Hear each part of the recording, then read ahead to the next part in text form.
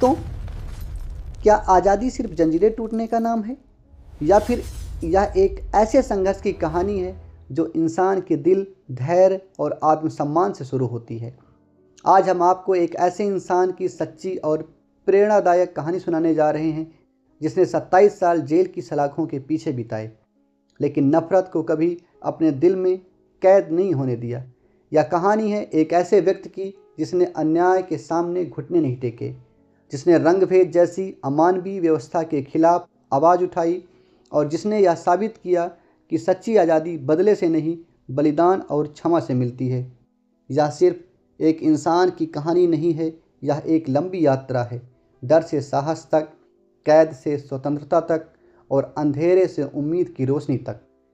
दक्षिण अफ्रीका की धरती पर एक छोटे से गांव मवेज़ो में 1918 में एक बच्चा जन्म लेता है। उसका नाम रखा जाता है रोहिलाला, जिसका अर्थ है डाली हिलाने वाला, और सचमुच यही बच्चा आगे चलकर पूरी व्यवस्था को बदल कर रख देता है। यही बच्चा बाद में नेल्सन मंडेला के नाम से जाना गया। जी हाँ, आज हम बात करने जा रहे हैं नेल्सन मंडेला के बारे में। नमस्कार दोस्तों, तो आज हम बात करेंगे इतिहास के उस पन्ने की जो सुनहरे अक्षरों में लिखा गया है। यह कहानी है संघर्ष की, बलिदान की और एक ऐसे दिन की जब दक्षिण अफ्रीका की धरती पर सूरज एक नई उम्मीद लेकर उगा था। यह कहानी है नेल्सन मंडेला की आत्मकथा लॉन्ग वॉक टू फ्रीडम के उस हिस्से की जहां वो अपने शपथ ग्रहण समारोह और अपने जीवन के संघर्षों को याद करते हैं। तारीख थी 10 मई 1994। सुबह जो थी बेहद चमकदार और साफ थी। नेल्सन मंडेला बताते हैं कि पिछले कुछ दिनों से वह दुनिया भर के बड़े बड़े नेताओं और सम्मानित लोगों से घिरे हुए थे जो नई सरकार को सम्मान देने आ रहे थे। यह दक्षिण अफ्रीका की धरती पर अंतर्राष्ट्रीय नेताओं का अब तक का सबसे बड़ा जमावड़ा होने वाला था। यह समारोह प्रिटोरिया की खूबसूरत यूनियन बिल्डिंग्स के एम्पी थिएटर में आयोजित किया गया था, जो सैंडस्टोन से बना था। दशकों तक यह जगह वाइट सुप्रीमेसी का केंद्र रही, यानी यहाँ सिर्फ गोरे लोगों ने शासन किया। लेकिन आज यहाँ का नज़ारा कुछ और ही था। आज यहाँ अलग अलग रंगों और नस्लों के लोग एक साथ जमा थे, जैसे आसमान में इंद्रधनुष खिला हो। यह दक्षिण अफ्रीका की पहली लोकतांत्रिक और गैर नस्लीय सरकार की स्थापना का दिन था। उस सुहावने पतझड़ के दिन मंडेला अपनी बेटी जेनानी के साथ वहाँ मौजूद थे। मंच पर सबसे पहले मिस्टर डी क्लर्क ने दूसरे उपराष्ट्रपति के रूप में शपथ ली और उनके बाद थाबो मबेकी पहले उपराष्ट्रपति बने। फिर बारी आई नेल्सन मंडेला की। उन्होंने संविधान का पालन करने और गणतंत्र व उसके लोगों की भलाई के लिए खुद को समर्पित करने की शपथ ली। अपने भाषण में मंडेला ने दुनिया को संबोधित करते हुए कहा, काफ़ी लंबे समय तक चले एक असाधारण मानवीय आपदा जो कि रंगभेद, आज एक ऐसे समाज का जन्म हुआ जिस पर पूरी मानवता को गर्व होगा। उन्होंने कहा कि हमें अर्थात काले लोगों को कुछ समय पहले तक दुनिया ने ठुकरा दिया था, लेकिन आज हमें अपनी ही धरती पर दुनिया के देशों की मेज़बानी करने का दुर्लभ सम्मान मिला है। मंडेला ने अपने लोगों से वादा किया कि वे उन्हें गरीबी, अभाव और भेदभाव के बंधन से मुक्त करेंगे, और फिर उन्होंने वो ऐतिहासिक शब्द कहे जो आज भी गूंजते हैं। वो लाइन थी, कभी नहीं, कभी नहीं और कभी नहीं। अब ऐसा दोबारा कभी नहीं होगा कि यह खूबसूरत धरती एक इंसान द्वारा दूसरे इंसान के उत्पीड़न का गवाह बने। उन्होंने कहा कि सूरज इस शानदार मानवीय उपलब्धि पर कभी अस्त नहीं होगा। स्वतंत्रता को राज करने दो, भगवान अफ्रीका का भला करे। शपथ के कुछ ही पलों बाद सभी ने अपनी नज़रें आसमान की ओर उठाई। दक्षिण अफ्रीकी जेट्स, हेलीकॉप्टर और ट्रूप कैरियर्स का एक शानदार प्रदर्शन यूनियन बिल्डिंग्स के ऊपर गूंज उठा।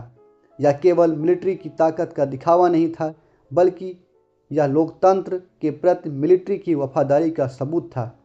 यहाँ मंडेला एक बहुत ही इमोशनल बात करते हैं।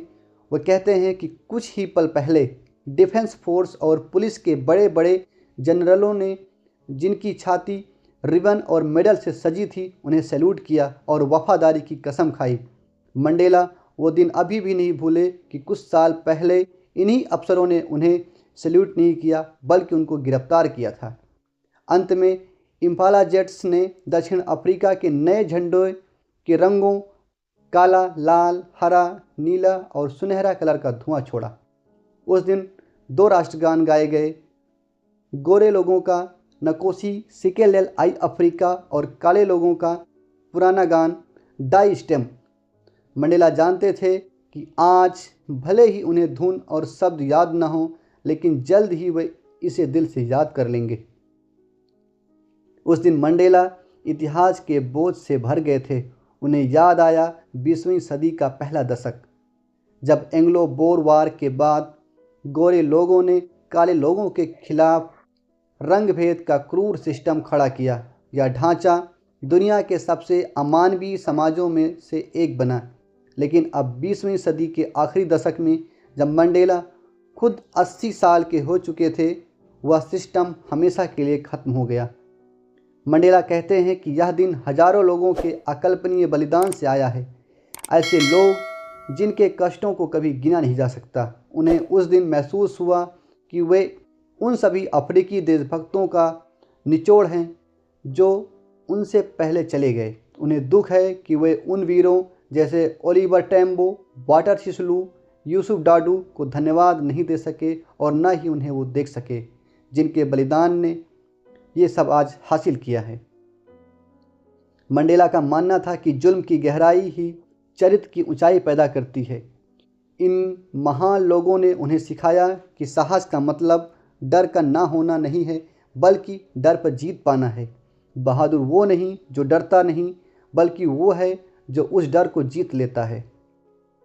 मंडेला के विचार इंसानियत को लेकर बहुत गहरे थे। वो कहते हैं कि कोई भी इंसान जन्म से दूसरे के रंग या धर्म की वजह से नफरत करना नहीं जानता। नफरत सिखाई जाती है, और अगर नफरत सिखाई जा सकती है तो प्यार भी सिखाया जा सकता है, क्योंकि इंसानी दिल में प्यार ज़्यादा कुदरती तौर पर आता है। जेल के सबसे बुरे वक्त में भी जब उन्हें सीमाओं तक तोड़ा जाता था, तो मंडेला को वहाँ पर रहने वाले किसी एक गार्ड में इंसानियत की झलक दिखती थी, जो उन्हें आगे बढ़ने का हौसला देती थी। वो कहते हैं कि इंसान की अच्छाई एक ऐसी लौ है जिसे छुपाया जा सकता है लेकिन बुझाया नहीं जा सकता। मंडेला अपने जीवन की 2 जिम्मेदारियों की बात करते हैं। पहली जिम्मेदारी अपने परिवार, माता पिता, पत्नी और बच्चों के प्रति, और दूसरी जिम्मेदारी अपने लोगों, अपने समुदाय और देश के प्रति। एक सामान्य समाज में हर कोई इसे निभा सकता है, लेकिन दक्षिण अफ्रीका में काले व्यक्ति के लिए यह असंभव था।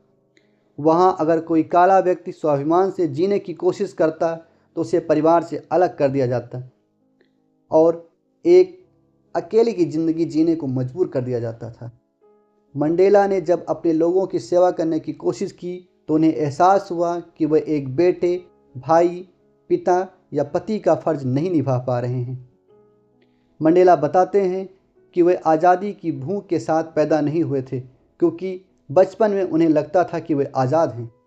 खेतों में दौड़ना, नदी में तैरना, मक्के भूनना, यही उनकी आज़ादी थी। लेकिन बड़े होने पर उन्हें समझ आया कि उनकी बचपन की आज़ादी सिर्फ एक भ्रम थी।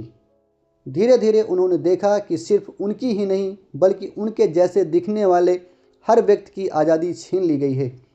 इसी भूख ने एक डरने वाले युवक को एक साहसी व्यक्ति में बदल दिया, एक कानून मानने वाले व्यक्ति को अपराधी बना दिया और एक परिवार चलाने वाले इंसान को बेघर कर दिया। कहानी के अंत में मंडेला एक बहुत बड़ी बात कहते हैं। वे कहते हैं कि आज़ादी बांटी नहीं जा सकती, फ्रीडम इज़ इनडिविजिबल। और सबसे महत्वपूर्ण, ऑपरेसर यानी जुल्म करने वाला भी उतना ही गुलाम है जितना कि एक पीड़ित होता है। जो व्यक्ति किसी की आज़ादी छीनता है वह खुद नफ़रत का कैदी है, प्रिजनर ऑफ हैट्रेड होता है। सच्ची आज़ादी तभी है जब हम दूसरों की आज़ादी का सम्मान करें। तो दोस्तों, यह थी नेल्सन मंडेला की वो दास्तान जो हमें सिखाती है कि आज़ादी खैरात में नहीं मिलती और नफ़रत के अंधेरे को सिर्फ प्यार और साहस की रोशनी ही मिटा सकती है। मंडेला का वो लॉन्ग वॉक आज ख़त्म नहीं हुआ, बल्कि वो हर उस इंसान के साथ जारी है जो अन्याय के खिलाफ खड़ा है। उनकी कहानी हमें सिखाती है कि आज़ादी एक दिन में नहीं मिलती, यह एक लंबी यात्रा होती है और इस यात्रा में हिम्मत, बलिदान और इंसानियत सबसे ज़रूरी हथियार होते हैं। नेल्सन मंडेला की यह लॉन्ग वॉक टू फ्रीडम सिर्फ दक्षिण अफ्रीका की कहानी नहीं, बल्कि हर उस इंसान की कहानी है जो अन्याय के खिलाफ खड़ा होता है, चाहे वह अकेला ही क्यों ना हो।